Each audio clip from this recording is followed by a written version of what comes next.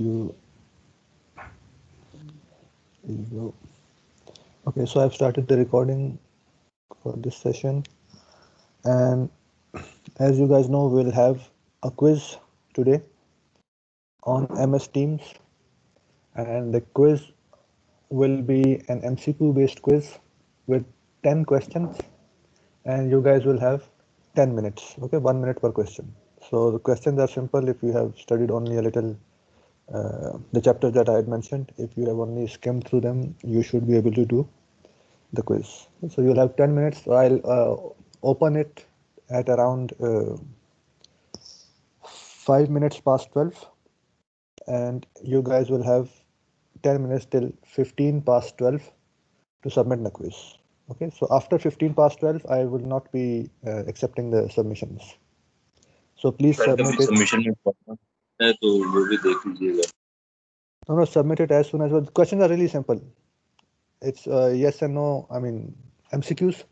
So if you know the concepts, you should just click the stuff and move forward. So those who have studied, normally it should not be more than 5 minutes for them.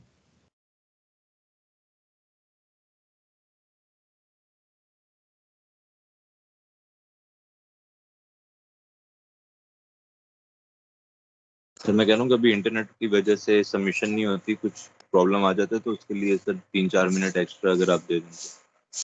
No, normally MS Teams should not have problems.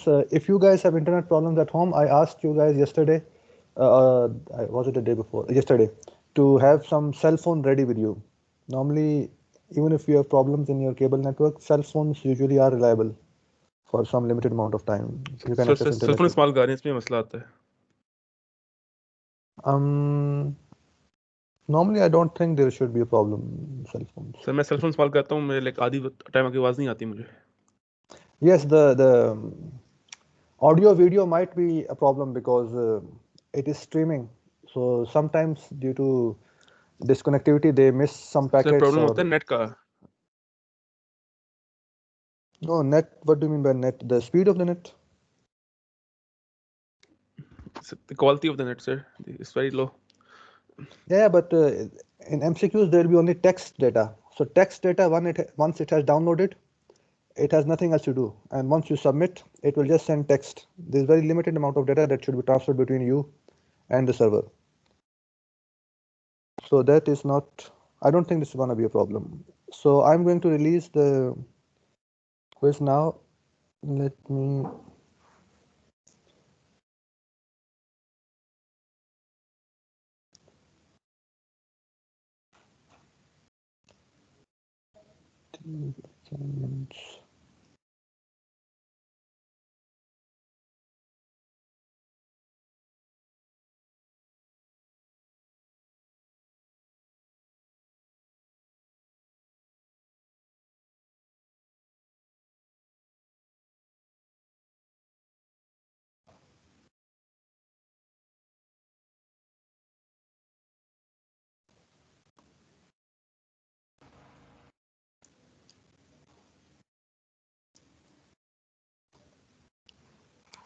Okay, so there you go. I have assigned you the quiz.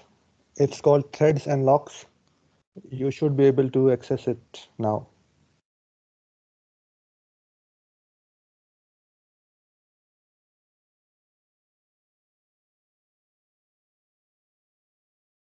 Is it accessible?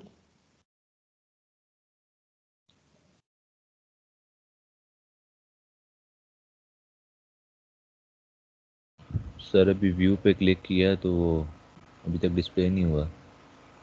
Okay.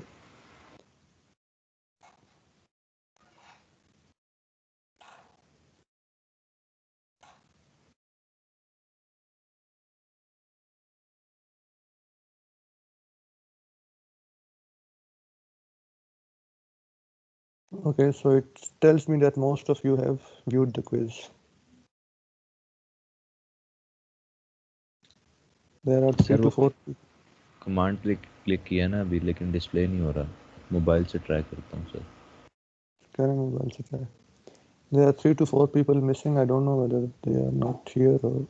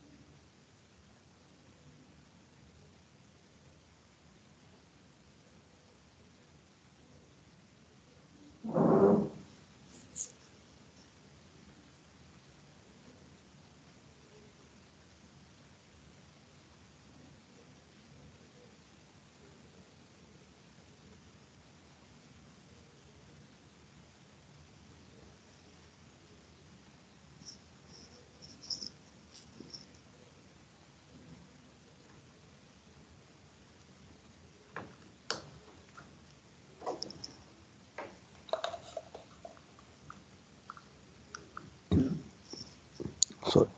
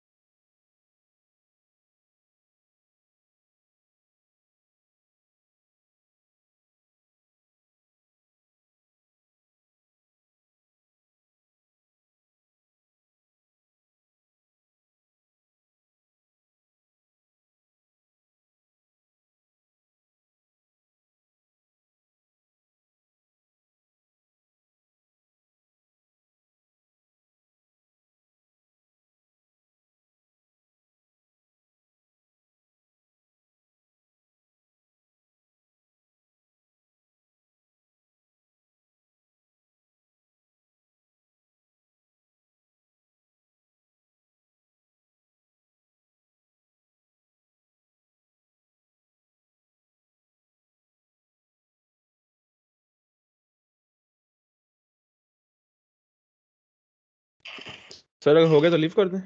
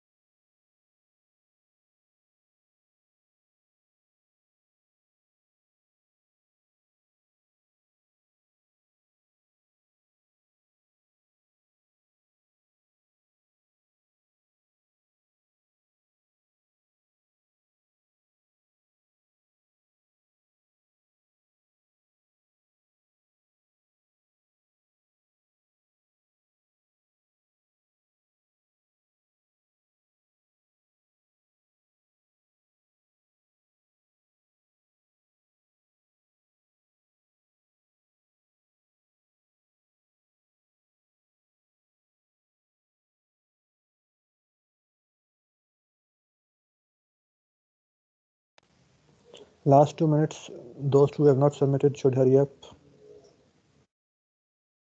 And we have a class after this.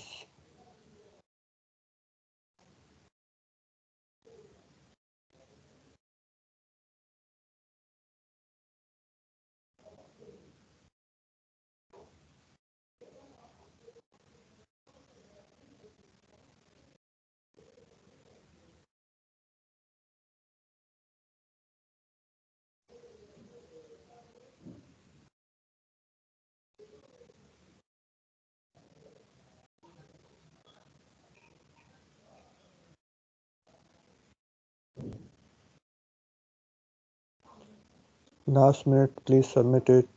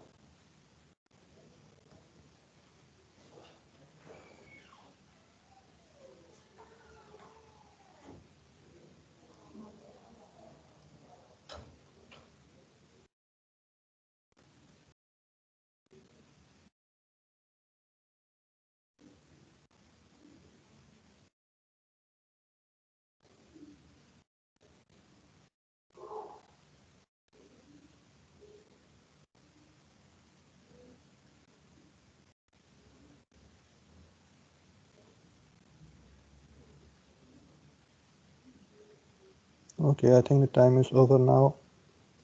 So most of you did well. I think the marks are good. So before we start today's class, I want to ask you guys which slots can you guys have if you want to have extra classes next week? Because we have a regular class at Wednesday 10:30, and then I would like to schedule a couple of other classes, basically Q&A sessions for revisions. Please do not mark your attendance now. That attendance will happen at the end of the class, and only those attendances will be counted. Okay. So this is a regular class. It was not only for the quiz. Sir, marks So आ गए. marks, most of you have done good. I'll release the marks after the class. So what was I saying? Yes, next week, in which slots we can have a couple of sessions for revisions or Q&A.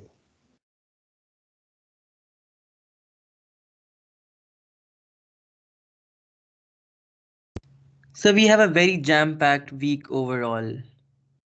Yes, the problem is then you guys won't have any chance of revision or Q&A. So if you guys don't want to have it, I don't have any problem. But then the final exam, I hope you know, is about 45%. I think 45% of the grade. So in that exam, if you do not perform well, it will be like adversely affecting your grades. Sir, final exam होगा कैसे? We are still not clear about it because the university has given us no instructions about it. But in whichever way the final exam is conducted, the weightage has been decided from the start that it will be about 45%.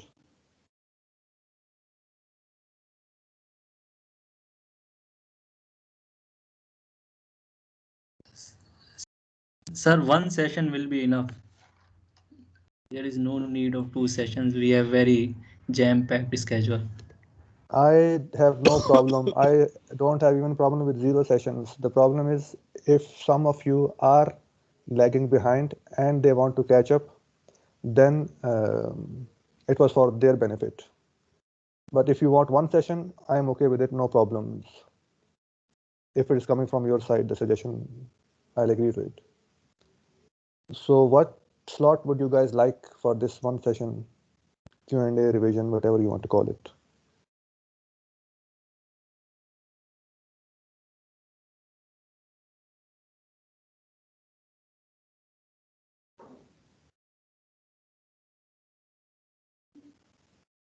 Hello? Next Thursday, same time. Okay. Does anybody have any issues with next Thursday, same time? No. Okay. So I'll send you a mail next Thursday, same time, and we might most probably have a quiz also in that session. Okay. Sir आप सारी की revision करवाएंगे? मैं आपके जो भी question होंगे उनका जवाब दूंगा. सही. Whatever questions you might have. That's why I wanted to have as many sessions as possible. But if you guys are suggesting that you don't have time for more than one session, then it's your choice. One session, I am ready as well. Okay, so what I will do is that I will try to upload a maximum of lectures during this week, so that you guys can have a couple of days, Monday, Tuesday, to watch them and go through the chapters. And if you have any questions, then you can come and ask in Wednesday, Thursday classes. Okay, is this arrangement good? Are you guys sure that you don't want more than one session? Yes, sir. Okay, good. So I'll send you कब है? quiz. I'll send you a mail. I will send you the Sir, mail with the total with 5 the- quizzes हो गए sir. 5, no, 3 quizzes. You have had only one quiz, right? Before the online thing. पता नहीं sir, याद नहीं. Yeah. I think Yes, there sir. was only one quiz before it, and the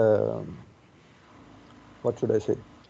One was this Sir? one. This is second, and there will sir be a no third quiz. Sir आपने एक ही session में 2 quiz कराए थे तब आपने इस तरह करके कराए थे कि आपने बोर्ड में एक क्विज करा था फिर आपने कहा कि अब सेकंड क्विज है फिर आपने उसका क्वेश्चन हाँ। लिखे थे Are you guys sure? Because I don't remember this. Yes sir ji sir आपने 2 क्विज किए थे। यस सर आपने सर वो एक ही सेशन में 2 क्विजेस कंडक्ट करवाए थे आपसे Sir, नहीं Yes, है sir, सही बोल रहा है ये। Okay, I will. सर दो नहीं थे, एक ही था वो। दो नहीं Yes, सर थे। एक because हुआ था सर, एक ही क्विज हुआ है। यार एक I ही था also. सर क्विज I एक ही था लेकिन आपने कहा था कि वी आर लैगिंग बिहाइंड, तो मैं इस क्विज को 2 क्विजेस की जगह कंसीडर करूंगा। I remember that. No, I don't remember this as well. Sir scheme हो रही है हमारे साथ सर, इधर पहले इतने quizzes हैं sir. No, but the problem is the weightage for the sir आपने quiz has. बोर्ड में मतलब हेडिंग भी दी थी क्विज 1 और फिर आपने जब वो पहला सर सवाल आपने करा 2 लिया था क्विज फिर करवाए आपने थे। क्वेश्चन हाँ जी सर आपने 2 क्विज करवाए थे, एक राउंड रॉबिन वाला क्वेश्चन था और फिर आपने एक और क्विज 2 लिया था उसके बाद। क्वेश्चन मैं भूल गया हूँ। In the same session? हमने तो जी एक sir he in the the. Same session. Yes sir yes sir, Okay. Exactly. I don't remember it, but okay. So let me look it up. Okay. Let me sir look it exam up. भी online होगा। Sorry, let me finish first. So let me look it up, and I'll send you guys a mail.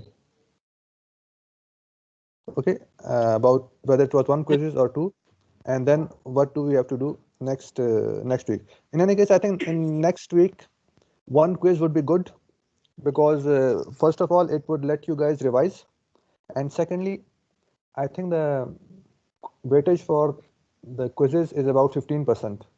So if there are 4 quizzes in total, as you are saying that 2 quizzes have already been taken, this one is the third one, and next week is the fourth one, then we would count the best 3 for everybody.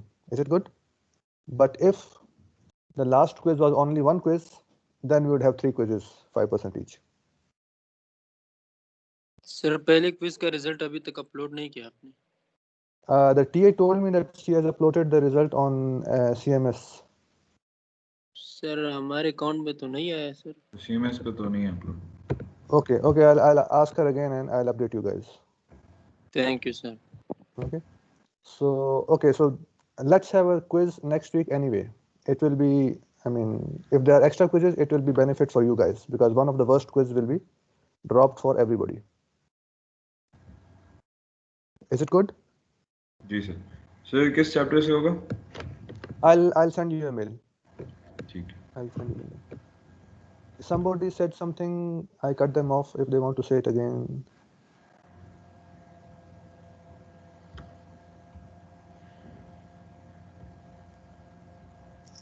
Okay, so if nobody's speaking, then okay, so I'll send you a mail about the Thursday class next week and the quiz, syllabus, etc. Everything. Yes, please. Sir आपने जो assignment दी हुई है उसकी book online मिल जाएगी वो वाली? आप ढूंढेंगे तो मिल जाएगी.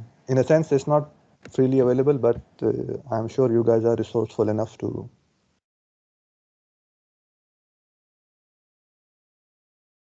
get the book. By the way, it is available in market also, so you can go and just photocopy about like 20 pages that are relevant in that chapter.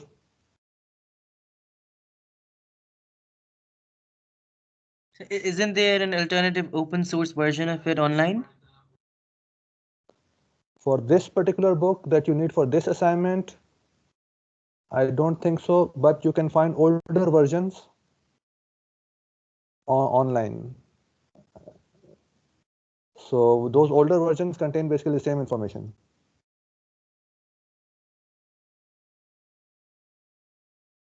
Okay, so I don't think it's open source or freely available, but I'm not sure.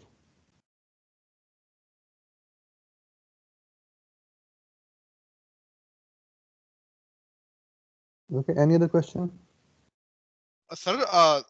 Sir assignment की आप deadline weekend तक कर सकते हैं, Sunday तक? No, because there is another assignment coming, and that assignment is more difficult. I mean, coding assignment, which will take more time than this one.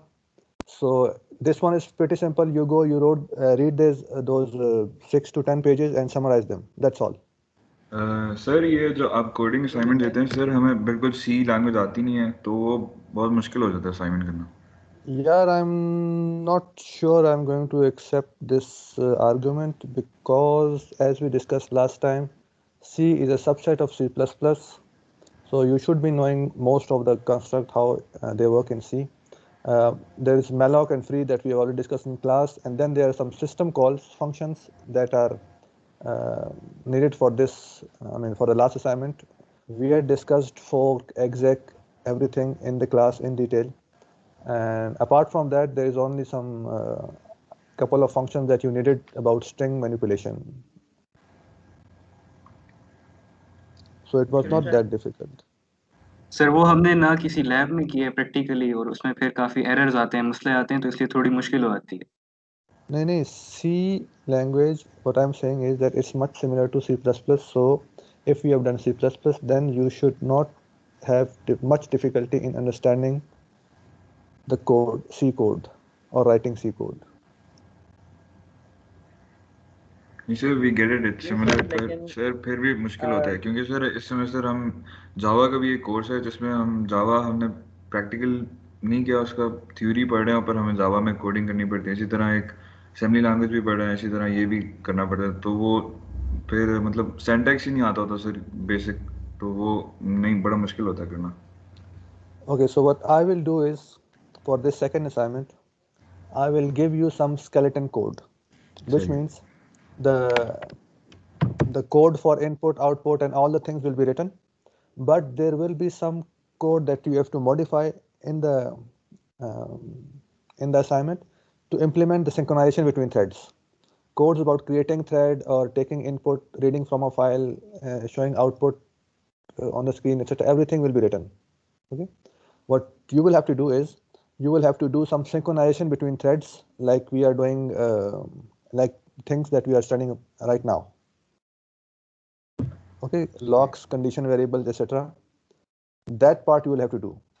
And for that part, I think if you guys have been following the chapters, it's only the code that is being used in the chapter examples.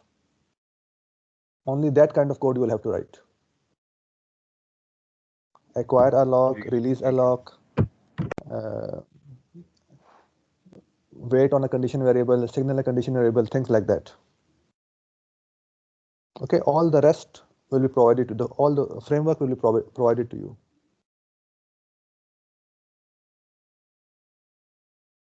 Okay. Thank you. Okay, so I'll try to upload maximum of lectures this weekend about these threads, and the next topic, which is about file systems. That is also not very complicated, but it would be good if you guys can see or view those lectures on Monday, Tuesday, and then Wednesday, Thursday. You guys come up with questions or whatever you want to revise. Okay, so we'll move like this for the next week. And there was one thing that I wanted to say. What was it? Oh yes. So for these online lectures, asynchronous lectures, we need to mark attendance. So what we can do is that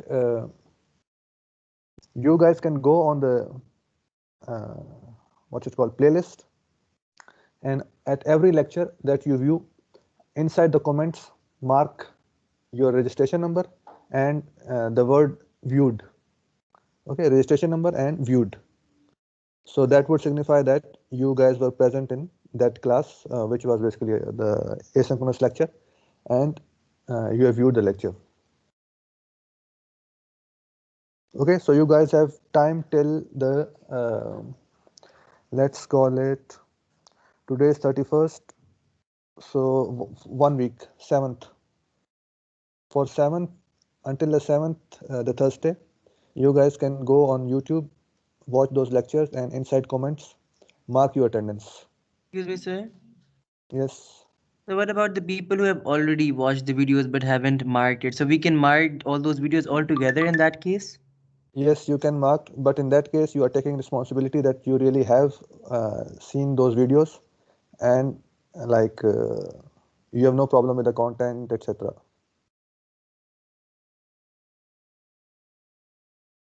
Okay, is it clear? Okay. Okay, so I have no problem with the attendance as long as you guys take the responsibility that you have really watched the videos and know about the content, because that content will be covering that content in exams, and if you have not watched the videos or not studied the relevant chapters, then of course you guys will have problems. Okay, so I'll send you a mail about all these things. Now let's get back to our chapter that we had left off in the middle, and please pay attention here because this, you will need this stuff in your assignment. So we had studied condition variables. Condition variables are constructs provided by the operating system so that different threads can synchronize with each other in situations where one thread needs to wait for something and for some condition to be fulfilled, and only once that condition has been fulfilled, that thread can proceed forward in its execution. Okay, so we had said that condition variables provide this facility, and when a thread wants to wait for a condition, we basically associate a condition variable with a condition. Okay, so when a thread wants to wait for a condition, it will call the function wait on the associated condition variable, and the operating system will put that thread to sleep and put it on a queue associated with that condition variable. So this thread will go to sleep, and ultimately that condition will be fulfilled somewhere by some other thread, and that particular thread can now signal this this thread which was sleeping on the condition variable that the condition has been fulfilled, and now you can wake up and move forward in your execution. So that second thread would call the function signal on that condition variable associated with that condition. So on calling of signal, the operating system would see that is there any thread sleeping on the queue of this condition variable. It will find the first thread sleeping there, so it will basically wake that first thread, and the first thread will then start executing. Okay, so this way condition variables can be used to implement this kind of synchronization between different threads, where one thread needs to wait for some condition to be fulfilled before it can move forward. We saw some examples in the last lecture, and where we left off was that the waiting and synchronization, this problem between different threads has been boiled down to a very classic problem in computer science, which we call the producer-consumer problem. This basically synthesizes the essence of the problem in a very simple fashion, and we'll see how condition variables can be used to implement producer-consumer problem, and without synchronization, producer-consumer problem is non-implementable. So the idea here is that you have one or more producer threads which are producing certain values, and on the other end there are one or more consumer threads which are supposed to consume these values produced by the producer threads, and the exchange of values between producer threads and consumer threads takes place through a buffer. Okay? So there's a buffer which is a global variable, and it is being shared between all the threads, whether consumer or producer. So producer threads, when they produce some value, they put it in the buffer, and the consumer threads are constantly checking the buffer for new values, and as soon as they see that a new value has been produced, they will consume that value by taking it from the buffer. One of the key restrictions here is that this buffer is not unlimited in size. This buffer is bounded, which means the buffer will have a fixed size. It can be 1, 10, 100, 1000, etc. So the consumer let me mute you guys, whoever is. There you go. Okay, so the buffer is bounded. The producer threads will put values in those buffers, and the consumer thread will read values or consume values from the buffer. The problem is the producer threads and consumer threads, they are running independently of each other. Okay, and the scheduling is not in our control. The OS can schedule any thread at any time. Okay, so it may happen that producer continues producing values, and consumer is not run for a long time. Similarly, it might happen that consumer continues to run for a long time and producer is not run for a long time. Any combination of these scheduling conditions can occur, and this will cause a problem for us. Why?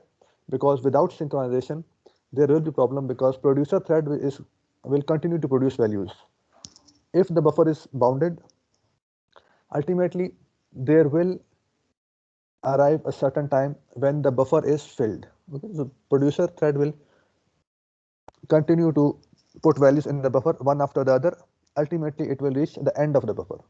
So once it reaches the end of the buffer, and if the buffer is filled completely, then there is no more space to put new values inside the buffer. So if a producer thread tries to put new value inside the buffer which is full before any consumer has been able to consume any values, it will overwrite some previous value. And if it overwrites some previous value, then before it is consumed, then that previous value has been lost forever for the consumer. The consumer will never be able to see that value which has been overwritten. One of the restrictions of this problem is also that the consumer threads should consume all the values produced by the producer. Okay? And also the consumer threads should not consume more values that have been produced by the producer. Should consume exactly the same values that has been produced by the producer and in the same order. Okay. So as we discussed last time, if the buffer is of size 4 and the producer has produced values 10, 11, 12, 13, then the consumer thread should read exactly 4 values, and those values should be 10, 11, 12, 13, nothing other else, and they should be in the same order. Okay, the consumer thread should not read 10, 12, 13, 11. It should read exactly the same values, so this exactly the same number of values and in the same order. So if a producer thread overwrites an already written value in the buffer without the consumer ever having a chance to consume that value, then this condition is violated, because that value is lost forever and the consumer will never be able to consume or read that value. Similarly, as I just said, consumer thread should not read values that have not been produced by the producer. Okay, so let's say a consumer thread runs before any producer has run. Okay, so in that case, the buffer is initially empty. So if a consumer thread runs and tries to read values from a buffer that is empty, it means the buffer contains garbage values which have not been produced by any producer, because no producer has been able to run yet. So if a consumer thread reads those garbage values from the buffer and consumes them, then again a condition of this problem is violated, because consumer threads are reading values that have not been produced by producers. Okay, the condition is that producers should read exactly the same values that have been produced by the producer and nothing else. Okay? So we have to, to prevent these kind of violations from occurring, we have to put some synchronization mechanism between producer and consumer threads in such a way that a producer thread should write values in the buffer only when there is space in the buffer. If the buffer is full, then the producer thread should wait. Okay, it should not write values in the buffer if the buffer is full until some value has been consumed and there is new space in the buffer. Okay, so again here you see that producer threads need to wait for a condition to be fulfilled, and we will need some synchronization with condition variables in this situation. Similarly, a consumer thread, it should not read from empty buffer until if there are no values produced by the producer. So again, the consumer thread should wait for values to be produced by the producer before it can go ahead and read those values or consume those values. Okay, so again, a consumer thread needs to wait for this condition of values being produced to be fulfilled before it can go ahead and read the values. Okay, so this kind of synchronization and waiting we need to implement in this particular problem, and we will make use of condition variables to implement this synchronization. Okay, is the problem description clear? We'll see in the next few slides how we're going to implement it concretely. Yes. Okay, good. So let's move forward and see. So here is our buffer. It's a global variable buffer, and the size of a buffer is 1. Okay, I said the buffer will always have a limited size. It can be 1,000, anything, but it will have a limited size. So here the size of the buffer is 1. We're starting from a small buffer, and later we'll extend it to a larger buffer. This is a global variable buffer in which the producer thread will write values and the consumer thread will read values from this buffer. Okay, so buffer will serve as a communication mechanism between different threads. It is globally shared, so it is accessible to all the threads. So this is a variable count, which is basically telling us whether the buffer is full or not. Okay, so count is counting the number of values in the buffer currently, how many values are there inside the buffer. So since the buffer can store only one value, so the buffer will be empty when count is 0, and the buffer will be filled when the count is 1. Okay, so 0 means buffer is empty here, and 1 means buffer is full. So when the size of buffer increases, then the count will have to increase. Like if the size of buffer was 10, then the buffer will be filled when count is equal to 10, which means 10 values are in the buffer and buffer is filled. But right now, since buffer can only store one value, so buffer is filled when count equal to 1 and buffer is empty when count equal to 0. So this is a variable which will be telling us whether the buffer is filled or not. And initially, since there is no value in the buffer, we say count is equal to 0 and buffer is empty. So the producer thread, when it wants to write some value inside the buffer, it will call this function put and give it the value that it wants to write inside the buffer. Okay, so put function will put the value in the buffer, which means it will write the value in the buffer. So here there is this assert statement which checks that count is equal to 0. So assert, I don't know whether you know about asserts or not. Asserts are statement in C++, which in the parentheses we give them some condition, okay, which can be true or false. So if when this line 5 is executed and this condition is true, the assert statement will do nothing. Right? It will do nothing and it will move forward. But if when the line 5 is executed and this condition is false, like count is not equal to 0, then the assert statement will fail and it will crash your program. Okay, so we put assert statements in critical points in our program to make sure that there is no error in our program. Okay, because if there is an error and this condition fails, then it will crash our program and we will know that there is an error in our program. Then we can go ahead and see which condition has failed, and we will debug our program to correct this bug which is crashing our program. Okay, so assert statements are used for debugging, and we put them at critical junctions in our program to make sure that the conditions that we have assumed about this operation are true at this point in our program. For example, here we want to write a value in the buffer. So here assert is checking that the buffer is empty.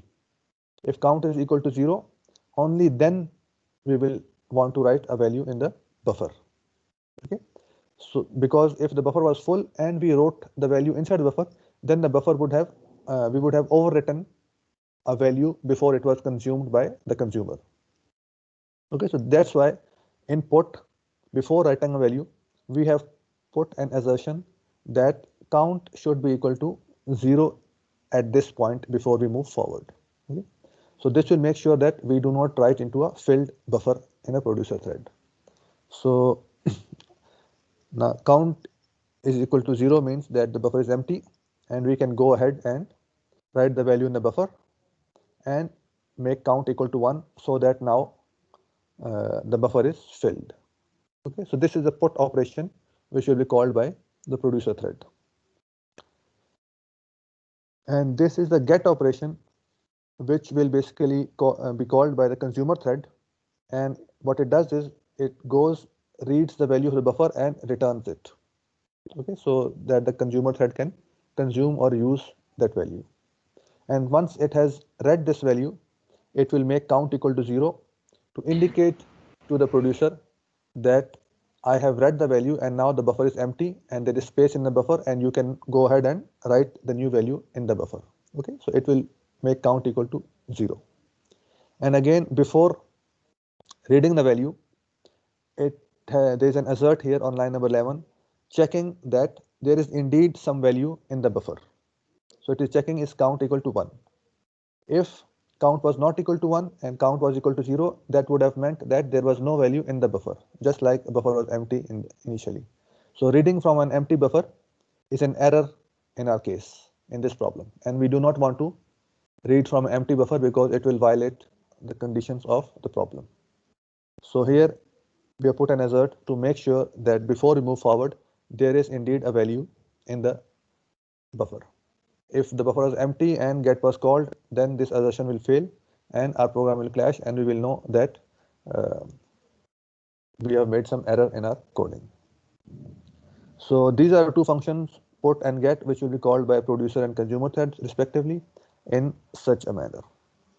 So this is a function producer, which is a producer thread. It will be when we create this thread, it will start running and it will run and continue to put values in the buffer. Okay, so we can give it a number of loops, how many values you want to put in the buffer in the producer thread. It will basically continue to run and put values in the buffer. This put I is this put function that will be called by the producer. On the other side, we will create a consumer thread. Consumer thread, again, it will continue to run independently, and it will continue to read values from the buffer by calling this get function, and it will print this the value that it has consumed onto the screen. Okay, so normally if producer and consumer are working correctly, then all the values that have been written by the producer should be read by the consumer, okay, and displayed on the screen. So if you look at this implementation, which is not doing any synchronization, and we create these two threads, producer and consumer, what can go wrong?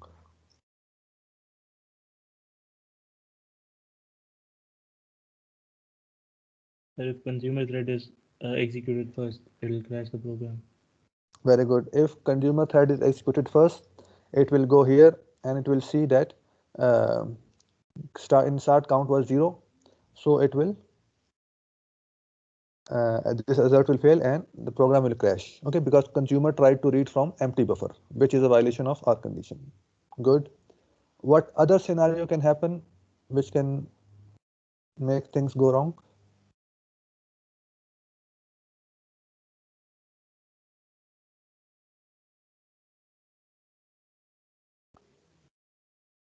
What will happen if a producer thread is scheduled first?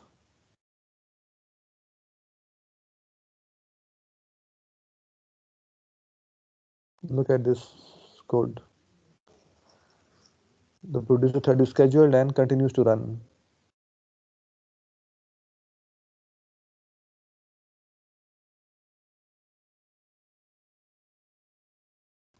So it'll only run once. And then what will happen? It'll crash. Very good. It will crash. Why? Because for the first time. Yes, go ahead. The count value will be 1, so Very the count good. is equal to 0 will fail, so it'll crash the program. This buffer can store only one value. Okay. So if the producer thread is run first, it will run, and this first iteration of the for loop, it will put the value in the buffer. Okay. It will put the value in the buffer and make count equal to 1. Okay. Then it will exit this put function, and the for loop iteration will be run a second time. Now in the second time, since it has already written a value in the buffer and count is equal to 1, which means the buffer has become filled, and the second time the producer is trying to write in a filled buffer. Okay. And as we have discussed, if the producer tries to write in a filled buffer, it will overwrite an old value which has not yet been consumed by the consumer. Okay.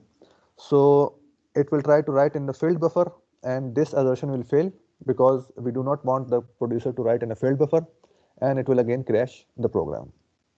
Okay. So in this form, without any synchronization, this implementation of the problem is invalid and it will crash the program. Okay.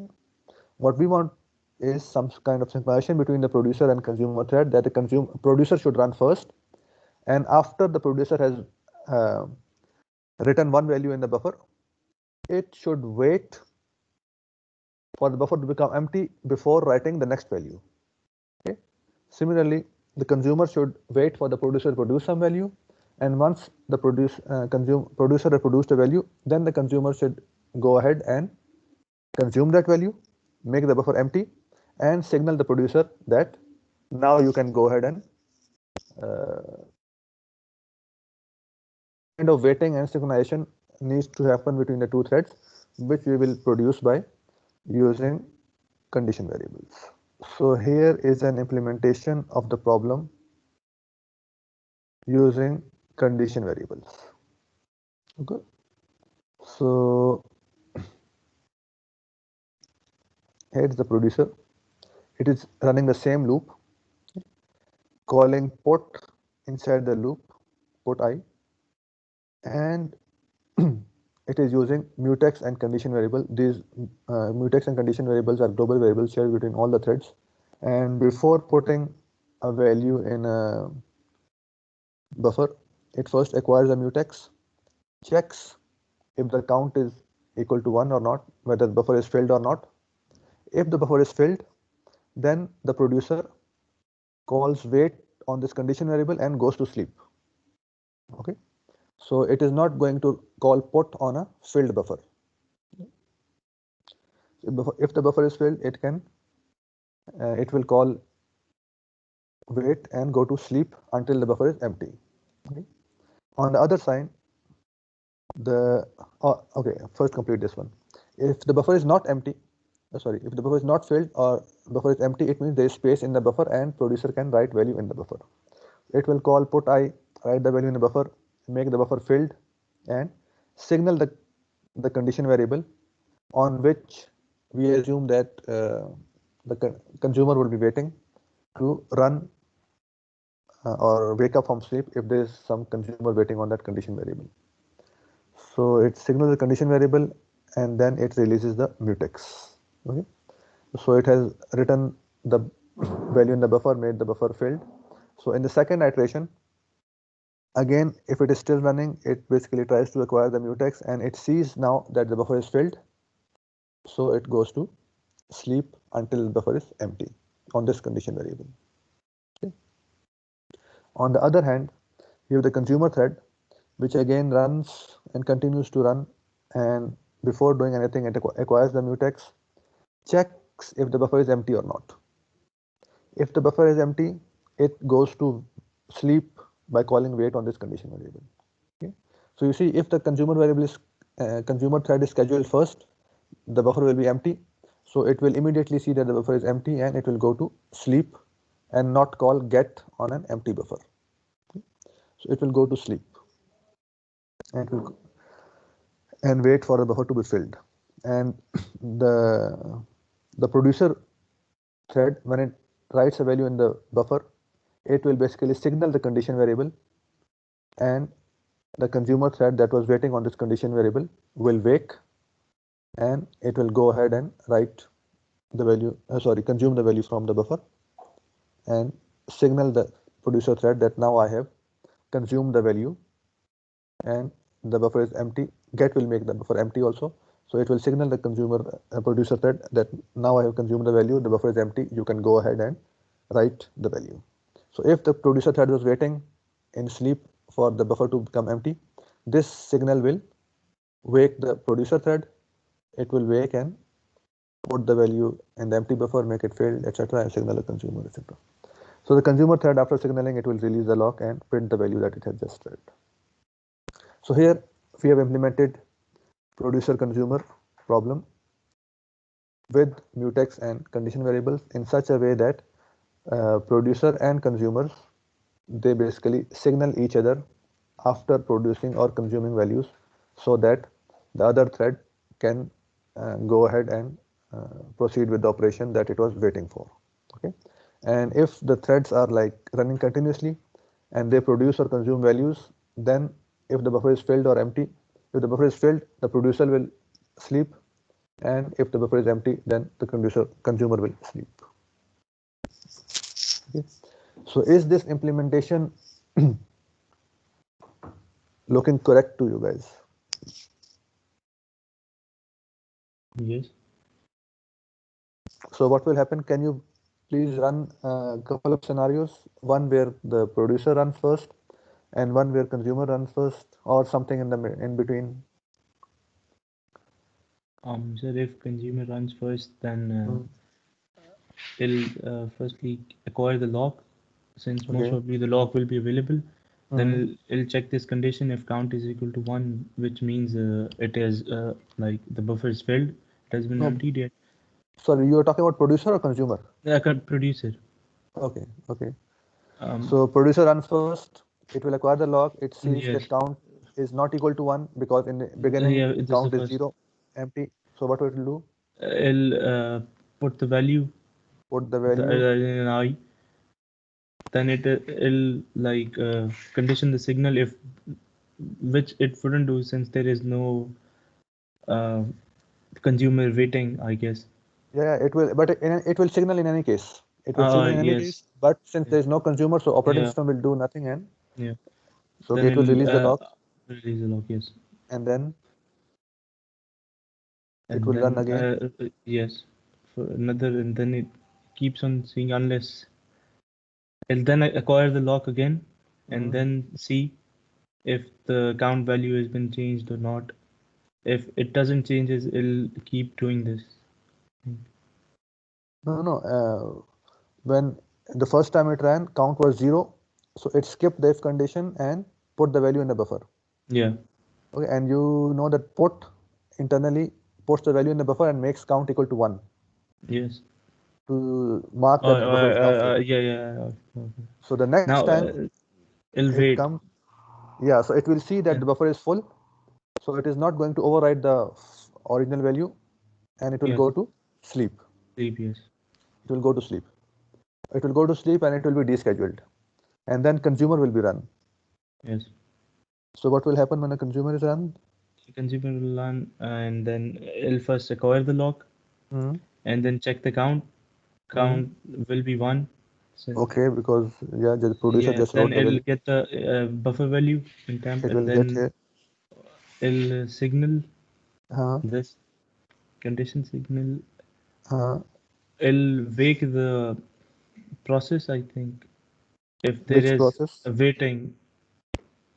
Yeah, so is there anybody waiting right now in our example, in our current example? Yes. There is this producer thread waiting. Very good. Where there is a producer thread waiting, so it will wait the producer and release the lock. Yes. Okay, and print the value. And let's say the producer has not run yet, and the consumer runs another iteration of for loop. What will happen now? It'll wait since count will be 0 now. Yeah, because get has made the count 0, it will see that the buffer is empty and it will go to sleep on this Sleep, condition yes. variable. Okay. On the other hand, the producer that was sleeping has now woken, Yes. and the count is bound to be 0 because it has been woken by the consumer after consuming the value. Yes. You see, after consuming the value, it is Yes, woken yes. the producer. So it will go ahead and put the value in the buffer. Very good. So this way, there is a synchronization between those both threads where they wait for each other to produce or consume the value before doing the operation again. Okay. Yes. Okay. So now let us generalize this problem. For the moment, we had discussed only one producer and one consumer. Let's say we have a situation where there are multiple producers and multiple consumers sharing the same buffer. All the producers are trying to write in the same buffer, and all the consumers are trying to consume the values from the same buffer.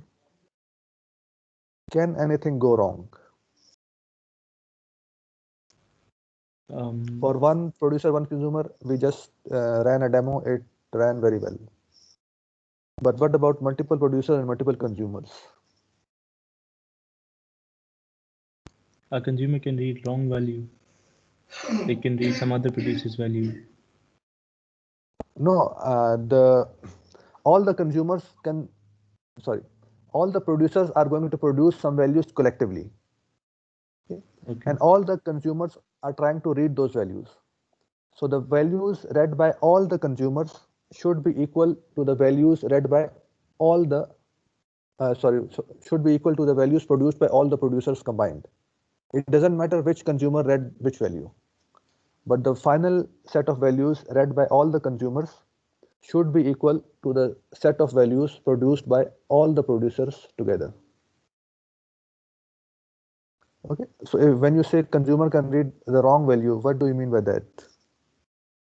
I thought one producer could, one consumer could only read one value from one producer only. So No. There is no one-to-one between producers. All the producers are collectively producing the values, and all the consumers are collectively consuming the values. You can think of it as, okay, let's say there are 3 cooks in the cafeteria who are preparing samosas, and there are like 10 students who are waiting to consume the samosas. Right? So it doesn't matter which cook produced which samosa. The student just needs to consume the samosas. But the number of samosas consumed by the students should be equal to the total number of samosas produced by the cooks. You understand? yes, sir. Okay, so what can go wrong in this implementation?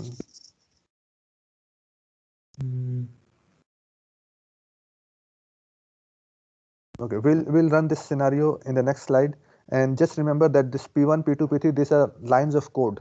Okay, this line is P1, this line is P2, this line is P3. This is producer code, and this C1, C2, C3, these are lines of the consumer code. Okay? So let's assume a situation where we have one producer and 2 consumers.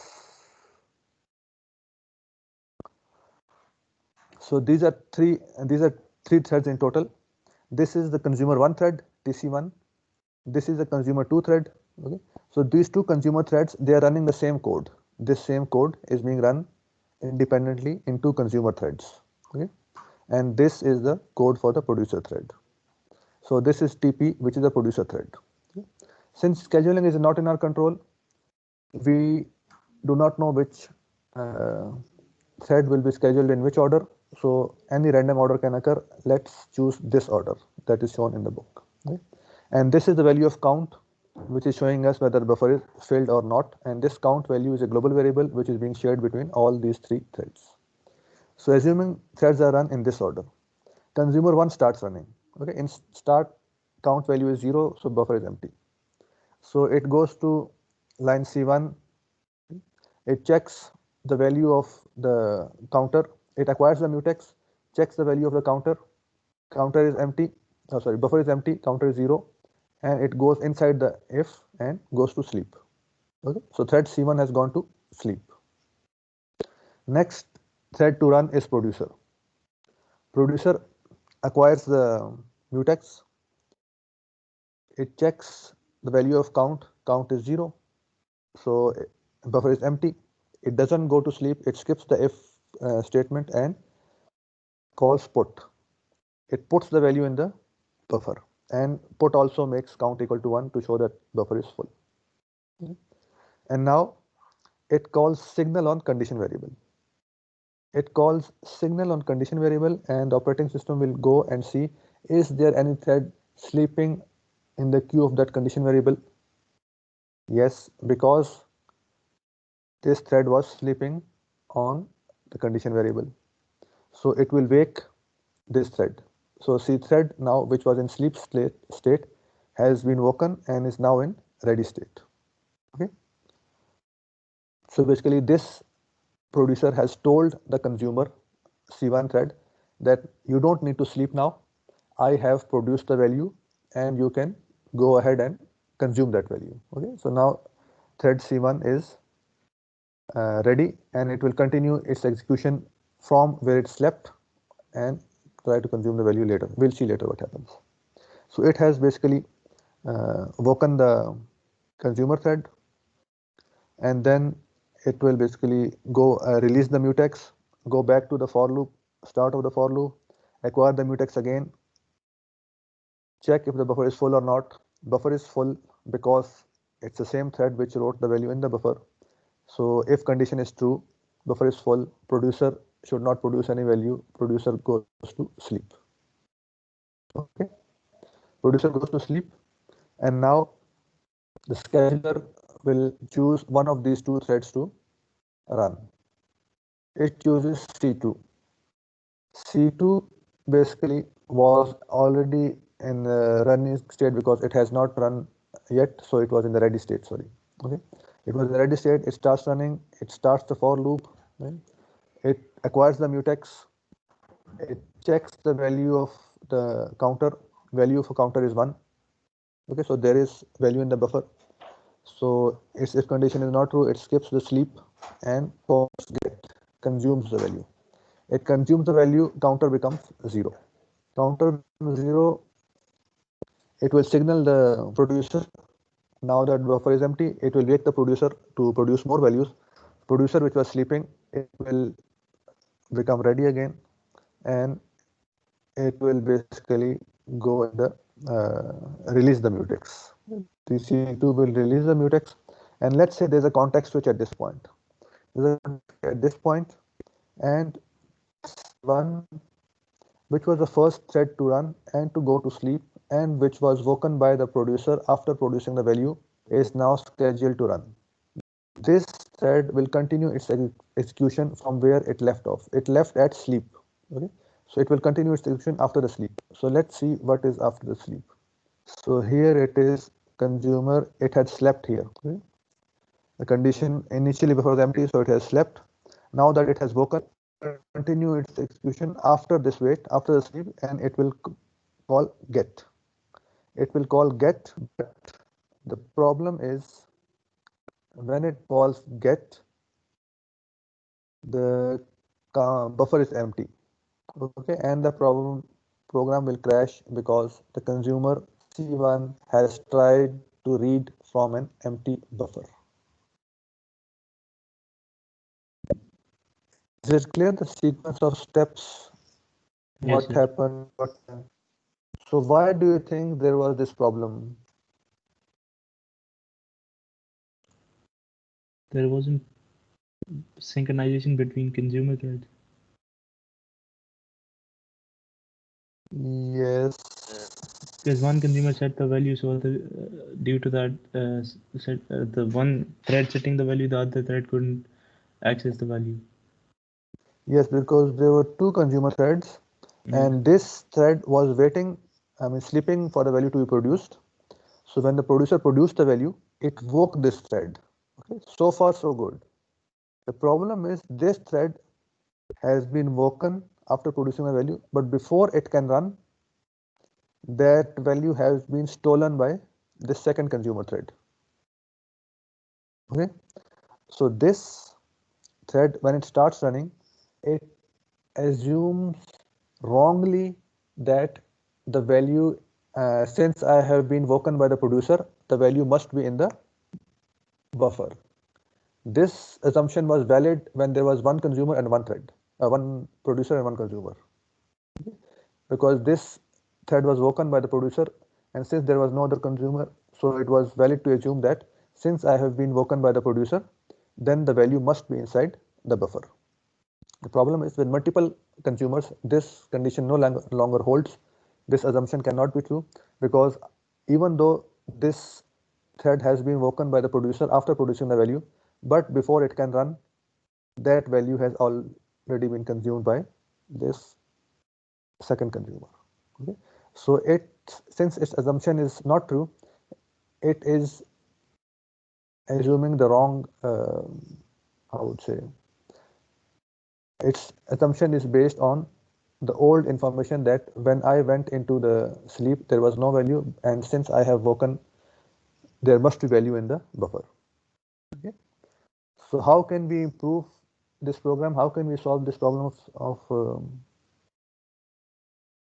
this multiple consumer problem?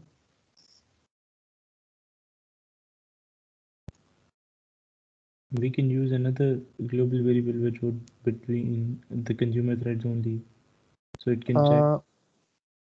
Instead of that, it would be good if this thread, before calling get, it updates its information. It gets the latest information to check whether the buffer is still empty or not.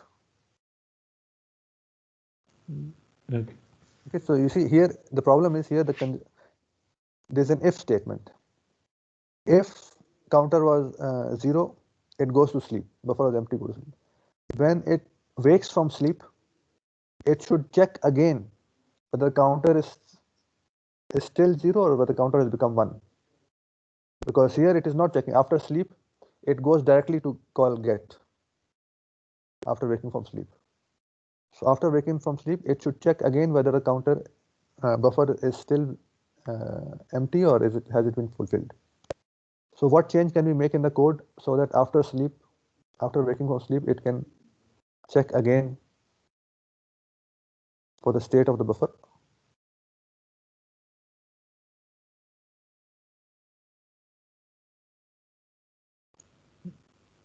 We can put this condition inside the if.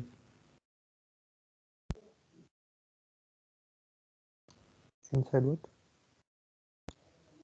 Inside the if block, like after waking up. It is inside the if block.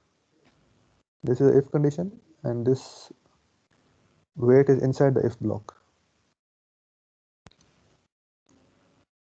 After executing this pthread, it should again check another condition right beneath it. Yes, or we can make this if a while loop. Yes, we can do that. Okay, because while loop means that after waking from sleep, it will go again and check the condition. And if the counter is 0, still it will go to sleep again. And it will continue to do so until this condition becomes false. Okay, when the condition becomes false, it means that the buffer is filled and it can go ahead and check the value, get the value. But you were suggesting that if we put another if condition here, it would have solved this problem only for one more step. Right. With while, it will continue to sleep as long as counter is 0. Okay, so putting while here will basically, it will run again and see whether counter is still 0. Since counter is 0, it will sleep again. So here this is the improved version where we have replaced this while if with this while condition. Sir? Yes. If after this this thread again goes to sleep, and then there is the producer thread that wakes up and writes another value, since the value is 0 now. So then this again is like TC1 is woken up again. Then it'll read the second value, not the first value. Yeah. So it doesn't matter. Will that be a problem? Because No. the first value will be lost. No, the first value has been read by this C2. So it has only been read by one consumer, not the other. So yeah, we don't, in our condition, we don't want every consumer to read every value. Okay, so what we said was that the set of values read by all the consumers together should be equal to the set of values that has been produced by all the producers together. All right. Okay, so here there is only one producer, so only producer is producing values, and the set of values read by C1 and C2 should be equal to the values produced by this producer. Okay? Yes. Okay. So yes, so here we have basically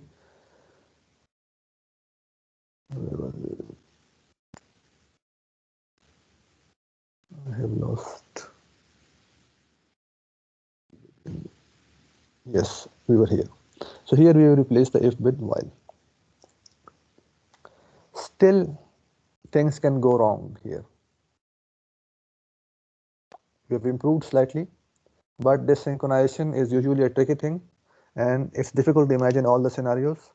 But still, if there were multiple consumers and multiple producers, things can still go wrong. Again, assume same 2 consumers and 1 producer and see what can go wrong. The key here is that any thread can be run anytime. Scheduling is not in our control.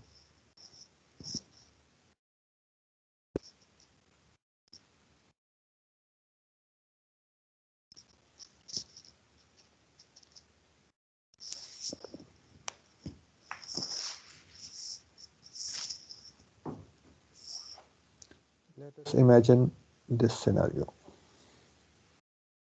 Now the order of running threads is different. C1 starts running, acquires the mutex, checks counter, count is 0, goes to sleep. Then C2 is scheduled, it runs, checks counter, count is 0, go to sleep. Since these 2 are sleeping, ultimately producer will run. Producer will run, acquires the mutex, check if counter is equal to 0. Yes, in counter is equal to 1, counter is not equal to 1, counter is equal to 0. So it will skip the sleep and call put. It will call put and buffer is now full. So after calling put, it will signal the condition variable. It will signal the condition variable. The operating system will go and see, are there any threads waiting for this condition variable? Yes, there are 2 threads waiting for this condition variable on the queue, C1 and C2. So it will wake one of them. It wakes C1, assuming. So the producer thread, after waking C1, it releases the mutex, for loop runs again, it acquires the mutex, checks if counter is equal to 1. Yes, counter is equal to 1, so it goes to sleep because the buffer is full. Buffer is full, it goes to sleep. Now the operating system, it will run one of these threads. Since C2 is sleeping, so C2 cannot be scheduled, so it will schedule C1. C1, it had left off at sleep. So when it starts running again, it will resume its execution after sleep. So after sleep, it will basically call get. It will call get and it will consume the value, counter will become 0. Now it will signal the condition variable. It will signal the condition variable and the operating system will check, are there any threads waiting in the queue of this condition variable? Yes, there are 2 threads waiting in the queue of this condition variable. One is C2 and the other is this producer. So the operating system will have to wake one of them. So it can wake any of them. It doesn't know which is the producer, which is consumer. It wakes randomly one of them, and let's say the thread that is woken happens to be C2. Okay, C2 is woken. So, and it's in ready state. C1, it releases the mutex. For loop is run again. It acquires the mutex again. Checks counter is empty, buffer is empty or not. Since it has just consumed the value, it sees that counter is 0, buffer is empty. It goes to sleep. It goes to sleep, and the operating system schedules another thread. The only thread that is in ready state is C2. C2 is run. It will go back to, it was sleeping and it was waken from sleep. After waking from sleep, it's in the while loop, so it will check again whether counter is 0 or not. So while loop checks again whether counter is 0 or not, and it sees that counter is 0. Counter is 0, buffer is empty, it goes to sleep. Now all the threads are sleeping, everyone is asleep, and there is no thread to wake them up, so all of them sleep forever.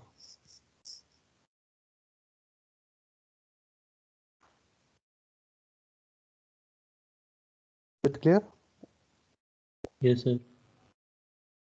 Okay, so how can we resolve this problem? Why is this problem happening, and how can we resolve this problem?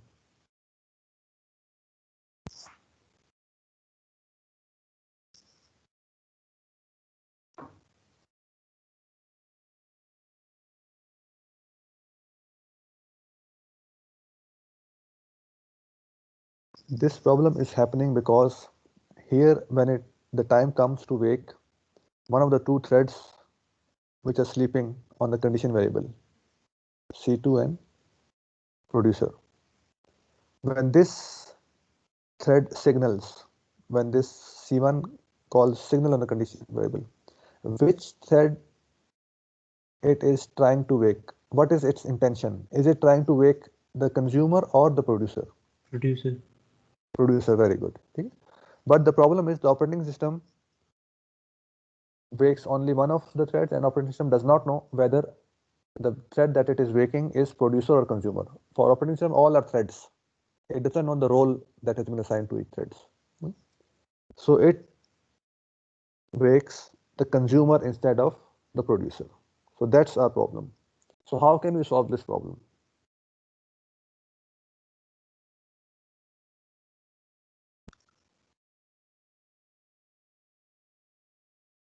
So there can be two solutions to this problem. One can be that if the operating system does not know which thread is consumer, which is producer, one solution can be that the operating system, instead of waking one thread, it wakes all the threads. If it wakes all the threads, then all the threads are woken, including the producer. This is one solution.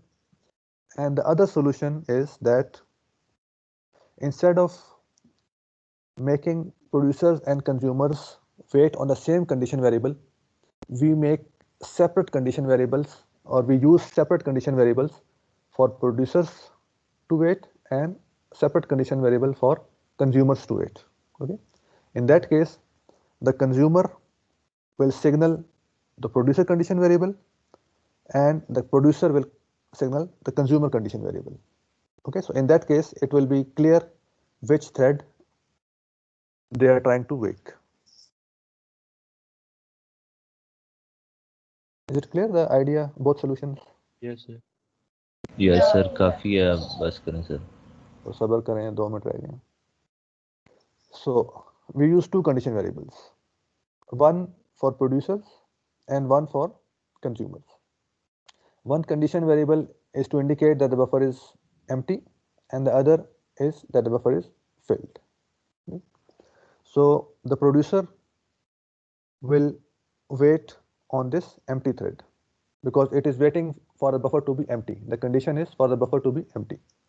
So producer will wait on the empty thread, and it will signal the filled thread because the consumers will be waiting on the filled thread. Consumers are waiting for the buffer to be filled. Okay, so producer will wait on the empty thread, and signal the fill thread. Consumers will do the opposite. They will wait on the fill thread and signal the empty thread. So this way, the producers are only signaling the consumers and the consumers are only signaling the producers.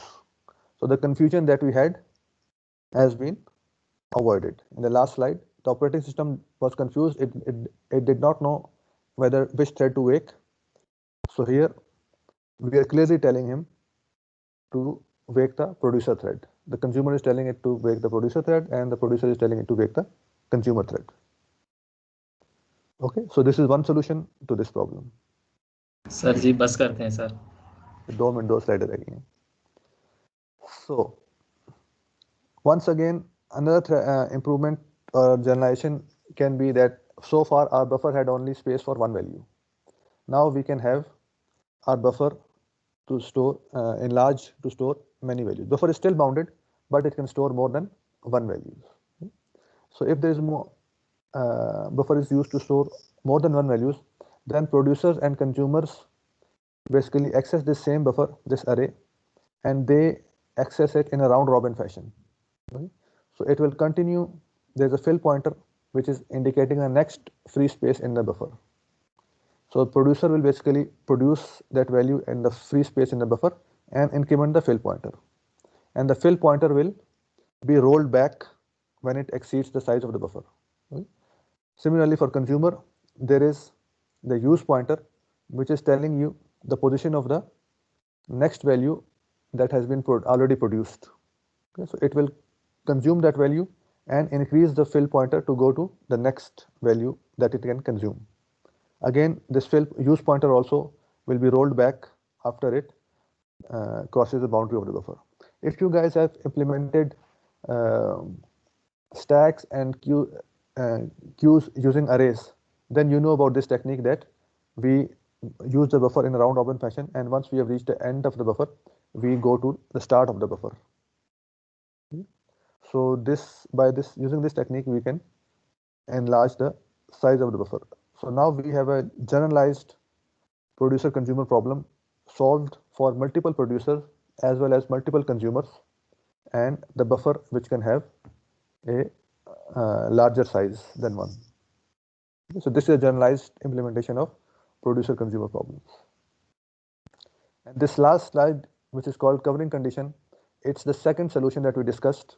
Instead of using two variables, when the producer thread wakes a consumer or when the consumer thread wants to wake a producer, and then instead of waking one variable, it can wake all of them.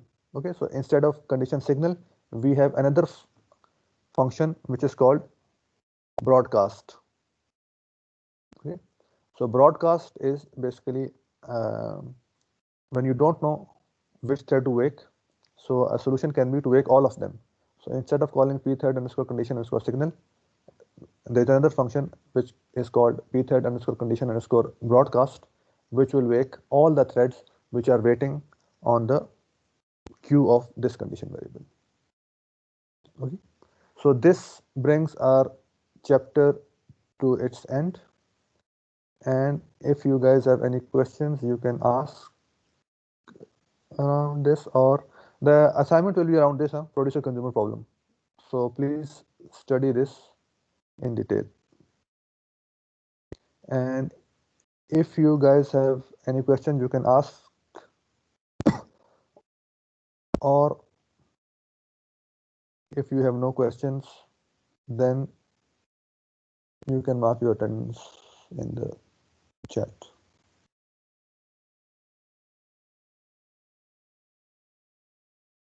Okay, thank you very much, and I'll basically yes, send you an email about. Sir, you have also uploaded synchronous sessions on YouTube as well, so we don't have to mark our attendance there as well, or do we? No, only for the asynchronous sessions. Yes. All right.